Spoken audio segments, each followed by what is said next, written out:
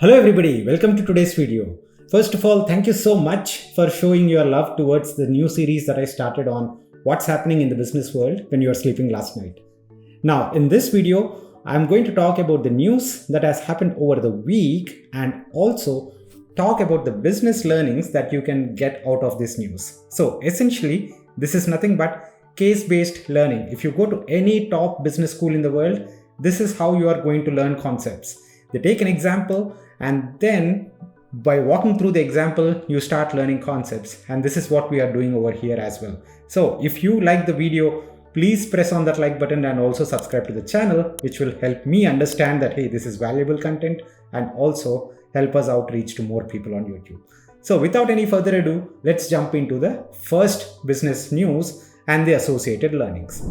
If you go back and look at what has happened over the last week, every single day, we've been hearing about cost-cutting activities. Stripe has reduced its workforce by 14%. Twitter, let's not even go there, 50%, 3,000 plus employees.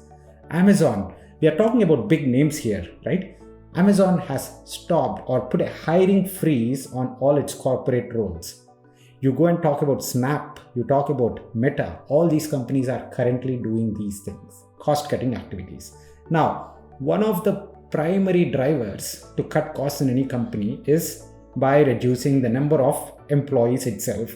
However, these organizations are also starting to employ a few other tactics. The first one of them is one of the easiest ones, take down the office expense. Snap has mentioned that they are going to look closely at their physical office space expenses and see if there is any chance they can reduce that expense. The second way is reducing their R&D expense. The R&D expenses, for example, Facebook has stopped its research on smartwatches. The third way in which organizations are cutting down costs is postponing a few launches. For example, Amazon has mentioned that they are pushing out all the new warehouse launches that were planned for this particular year, right? So if you take a step back and see cost cutting as a business concept, it is not just employees, but there are also four levers, right? Number one could be your operational expenses, such as office expenses. The second one could be your R&D expense. And the third one could be your launch expense itself, right? Now, if we talk about one more expense, that's the employee expenses, there are 3 or 4 ways in which organizations are currently looking at cost cutting with respect to employee expenses and still maintain profits. The first one is automate the process. By automating the process, the manpower that are currently involved in that particular activity are no more necessary, but still the activities continue to go on. The second way that these guys are cutting down on employee expenses is if company A has a team doing similar work with respect to company B doing similar work, if, for example, company A and company B are coming together and company A has team 1 which does some work and company B has team 2 which does the similar work, then there is no need for both the teams together, right? So that's another way in which these guys are cutting down costs. Number 1 is by process optimization and number 2 in the scenario of mergers and acquisitions. If you want to learn more ways in which employees are actually being cut right now, I'm basically linking a video over here where I talked extensively about how Byju's is actually going on with its cost cutting levers. Now, moving on from cost cutting, let's get into brand management, the news associated with brand management and the concepts itself that you can learn. Now, 2 important news that have happened in the last week with respect to brand management. Number 1 is J&J. Johnson & Johnson has been facing a lot of lawsuits with respect to its baby talcum powder, right? And what they did was they stopped the sales of baby talcum powder altogether. Baby talcum powder accounts to less than 0.5 to 0.6% of Johnson & Johnson's sales, but because of these lawsuits, the brand image that is getting damaged is probably way more. So they decided to stop the sales of that particular product, and not to repeat this, they are spinning off all the consumer products division into a different company itself. So spin-off is one way in which you can manage your brand. The second news, which was around brand management, was how companies are pausing their ad campaigns on Twitter right now. Twitter, with everything that is happening around in the last week, there is a lot of scope for chaos and potential for bad actors to take over Twitter.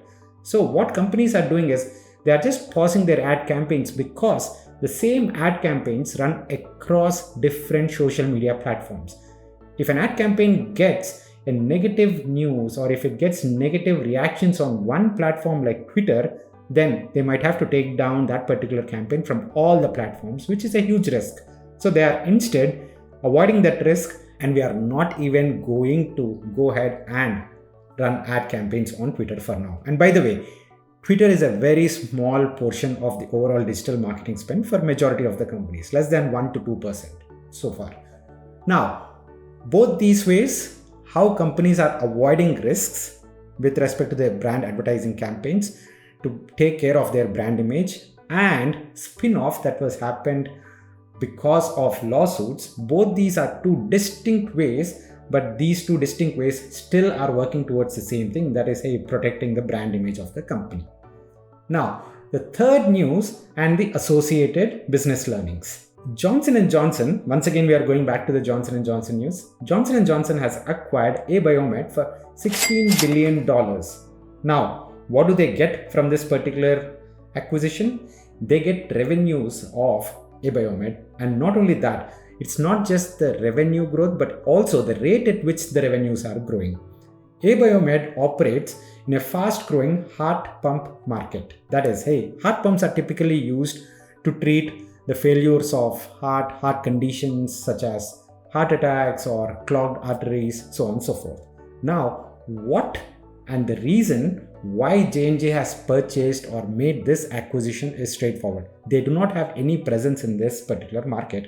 So they are going and they are getting an entry into a new market altogether. Now, what are some of the M&A concepts that you can learn from this news? Number one is that, for example, if what Johnson & Johnson is selling right now, apples, and what Abiomed is selling, oranges, now this particular Johnson & Johnson can now go ahead and sell oranges as well to the same set of customers, right, who are buying apples. So this is called as cross-selling.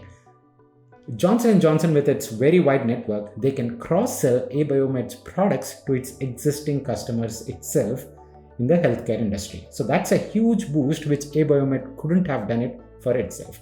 The second one, again, with respect to, is the cost cutting.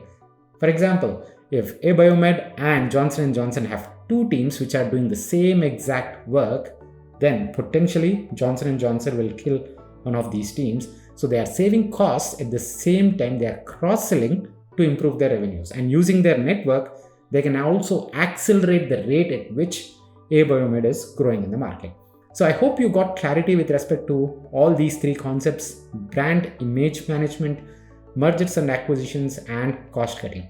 If you like this video, once again request you to please press on the like button and also subscribe to the channel. It will help me and motivate me also to make more such videos. Thank you guys, take care, and see you again in the next video. Bye-bye.